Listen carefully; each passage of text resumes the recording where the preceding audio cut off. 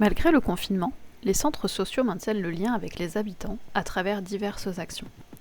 Découvrez l'interview d'une personne engagée dans le réseau qui raconte une initiative solidaire mise en place par le centre.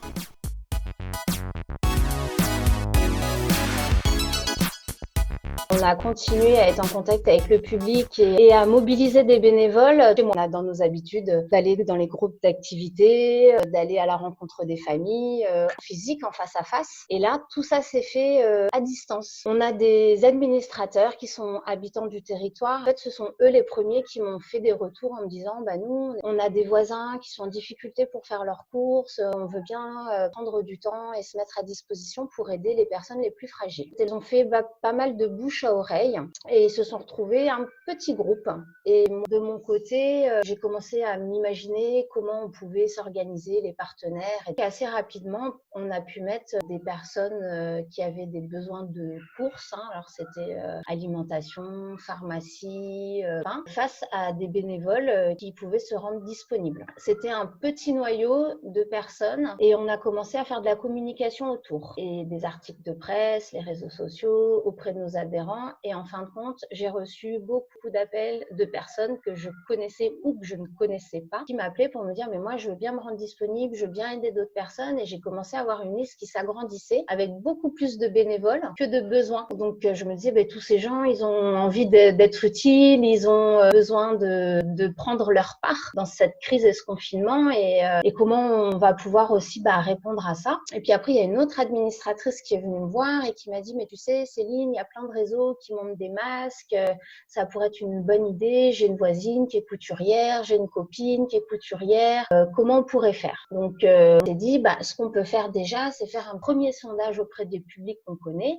Alors c'est les bénévoles des bourses aux vêtements, c'est les gens qu'on connaît avec qui on va au cinéma, enfin personnes qu'on connaît bien. Puis on a fait un petit sondage en disant si demain on montait une action masque, est-ce que vous seriez intéressé pour en avoir?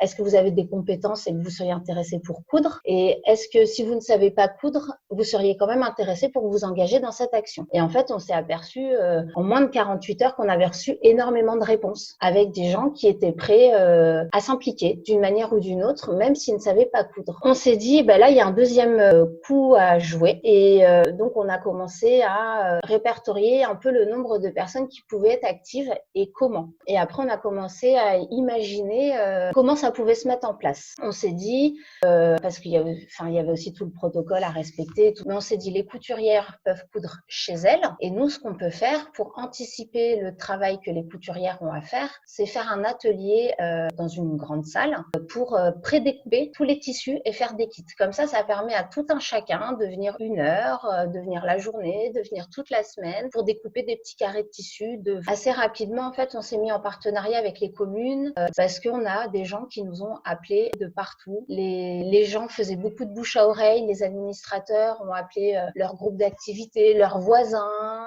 les gens qui connaissaient dans d'autres communes. Et en fait, ça a été un objectif commun qui a fait une motivation commune et les gens, en fait, naturellement, se sont rattachés au projet. En 3 semaines, on s'est retrouvés avec 84 personnes différentes qui sont venues à la salle polyvalente pour découper du tissu. Et aujourd'hui, on a touché 67 couturières différentes. Parce que tout le monde a fait une petite part, en fait. Et on s'est retrouvés avec des gens qui étaient heureux de sortir de chez eux et de voir d'autres personnes qui étaient contents de se sentir utiles, qui étaient heureux de se retrouver aussi.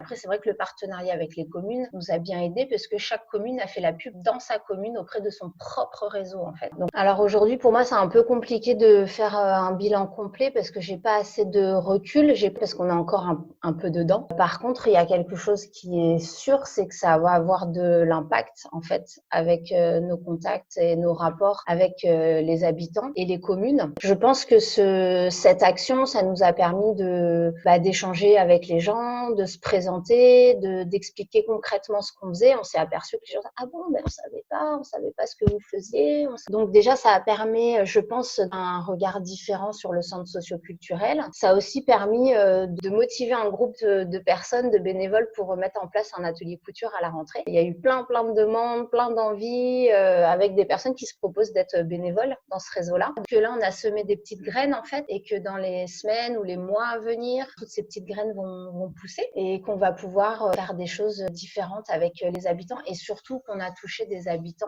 qu'on n'aurait pas touché avant. Après, au niveau des communes, ça nous a permis aussi de montrer que dans cette période-là, on pouvait être actif, même à distance. Et après, notre travail n'est pas fini parce que on est déconfinés aujourd'hui, mais moi, en tant que référente famille, je peux pas reprendre mon travail comme avant. Donc, on continue à poser des questions avec les collègues et se dire, même si demain, on peut pas rassembler les gens pour faire les activités comme on les faisait, quel lien on peut continuer à garder avec eux? Aujourd'hui, on se dit, est-ce que on va pas aller vers les gens dans la rue ou à la sortie des écoles, donner des temps, des rendez-vous, voilà. Donc ça va être aussi une nouvelle manière de travailler, donc une nouvelle approche avec les habitants. Après, le cœur du métier, c'est par les habitants et pour les habitants, et que là, on était à 250% pour ça. Moi, j'ai eu l'impression d'être au service des habitants, franchement, pendant ces 2 mois et demi de confinement.